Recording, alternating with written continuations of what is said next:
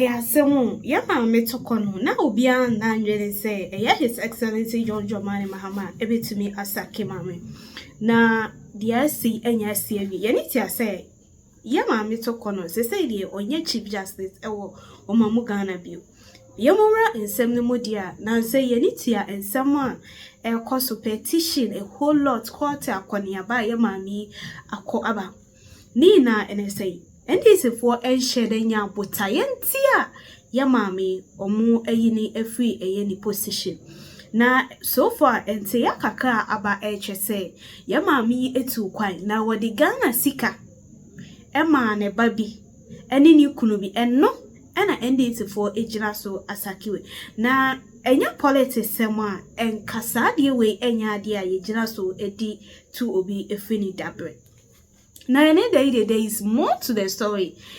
Black Rasta Abamonte so Eddie Zambia betuja HSA. And someone koso ayama metokono ye ne edi nano. Secret be ewa. NDC for Eddie Simo. Ntiane day wabeli secret. Yankwai na yokoji munche mubi emba. Who is this CJ we are talking about? Chief Justice Torkornoo. She was not the only woman Chief Justice we ever had, but she's the only sitting Chief Justice who has been removed by the powers of the land legally. In fact, it's a beautiful way of saying the only one who has been sacked. This is the woman. My brother, my sister, a gentleman decided that this woman had been unfair to him and was able to bring so many allegations, which we will call sins, of this woman, and petitioned the President of the Republic of Ghana. My brother, my sister, one Mr. Ofori. And this Mr. Ofori is the man whose photograph you see here. He started business at the age of 15. It wasn't just any business. It was neither a kelewele business or, in fact, shoe shine business. He had a whole apparel business known as Whitechapel.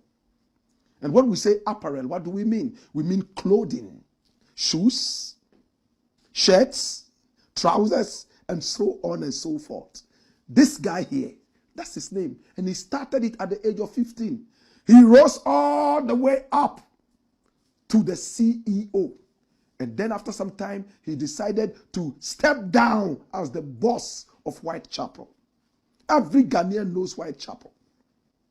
And then he went ahead to establish other businesses. If a man can start a business at age 15, grow it to become a national treasure, then you must be scared of such a person's business acumen. This is Uncle Ofori. Uncle Ofori had some cases, and he felt that the CJ, Madam Torkornoo, had not treated him fairly. And for that matter, something had to be done. He petitioned the president that this woman would have to be sacked. And as Ghanaians would say, like joke, the Chief Justice is out. Now let us look at some of the allegations which we call the sins of CJ Torkornoo as published by Ghana Web. My brother, my sister. Now the sins of ßlakk Chief Justice Torkornoo. Run it. Watch this. It's lengthy, but we're going to make it short.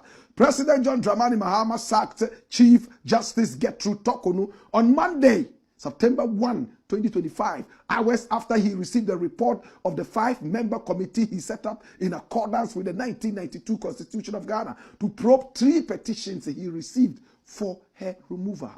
Now the government, through the Minister of Government Communications, Felix Kwatsofosu, has stated that although Justice Torkornoo had been informed of the reasons for her removal, Article 146 of the Constitution prohibits public disclosure of the committee's proceedings. Nevertheless, Justice Torkornoo, while in office, took some unpopular decisions which many believe were her undoing, and eventually led to her losing her job. Now, some of these actions of the former Chief Justice were cited in the report of one of the 3 petitions, the petition of Daniel Ofori, which was submitted to President Mahama. And that's Daniel Ofori we talked about a few seconds ago.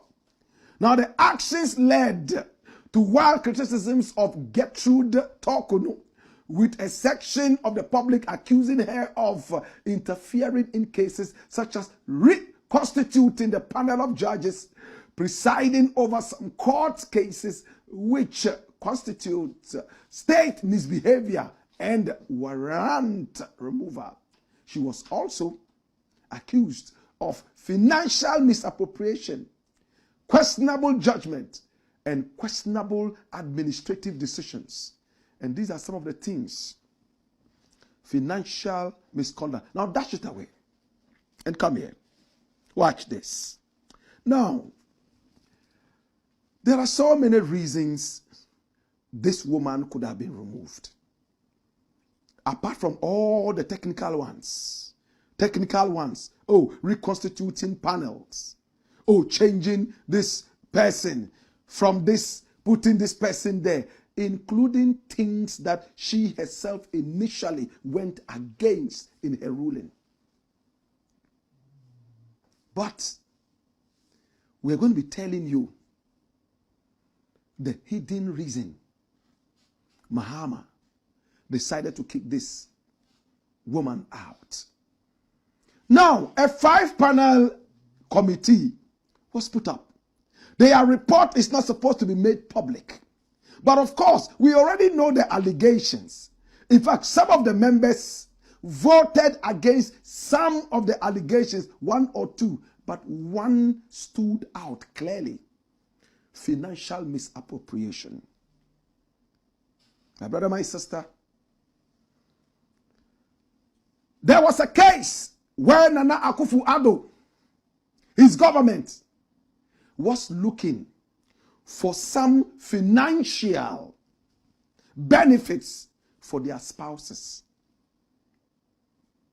My brother, my sister, as a president, as my vice, and some other such people, in fact, we would like to have some benefit for our spouses.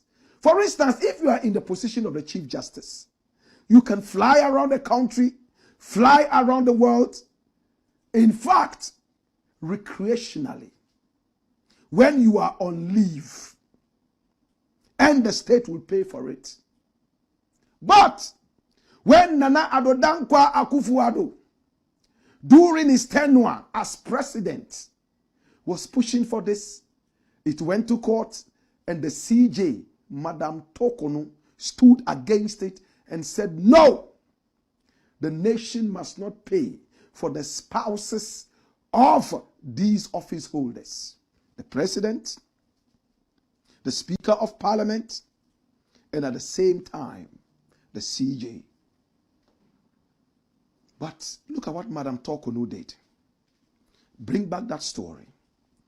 She flew her husband to Tanzania, where they went on a romantic journey, and the state paid for the husband and paid per diem, my brother, my sister, sometimes up to the tune of 30,000 American dollars just for chilling. She also flew her own daughter out of the nation, sponsored by the nation. And when they approached her with the facts, in your own ruling against Nana Addo Dankwa Akufo-Addo, who was so full of himself and was looking for some kind of salary, some kind of financial emoluments for himself, as he got it already, and his wife.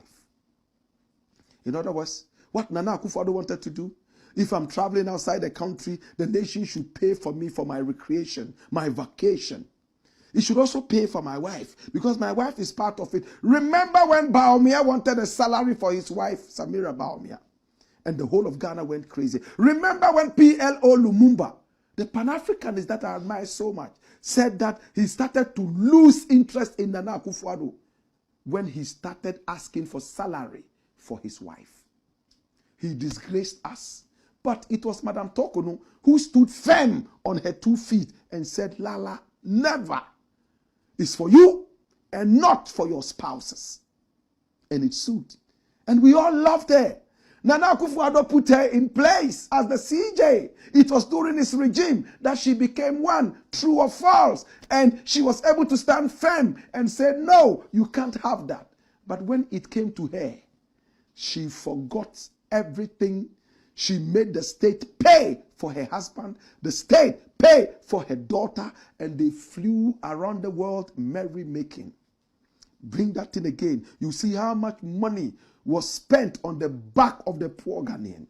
Financial misconduct. Now, one of the main grounds for the removal of the Chief Justice in Daniel Ofori's petition was alleged financial misappropriation against her. Now, Justice Torkornoo was accused of making illegal payments to her 2 immediate family members, her husband, Francis Kofi Torkornoo, and their daughter, Sarah Edem Amega Torkornoo, for a trip. Now listen, watch this. The ßlakk Chief Justice reportedly spent nearly 260,000 on business class air tickets and approximately 30,000 American dollars in per diem allowances for her family during the trip. My brother, my sister, that's what she did. An audit report on the Judicial Service found that both the Chief Justice and her predecessor, Justice Enin Yeboah, misused public funds to sponsor luxury family trips, sidelining official security arrangements. Listen to this. So this woman here and her predecessor, the one who came before her, called Justice Enin Yeboah, they milked the nation, flying around the world luxuriously. You know what it means to say luxurious flying? It's more than just business class. You are chilling like a party animal. That's what they were doing with our money. It was alleged that Justice Torkornoo took her husband on a trip to Tanzania, incurring flight costs exceeding 75,000 Ghana cedis, and received 14,000 American dollars in accountable interest for the trip, which she has yet to refund. In another trip to the United States, Justice Torkornoo's daughter allegedly had her ticket upgraded with a total cost of 109,482 for the trip and a per diem of 10,000 American dollars. My brother,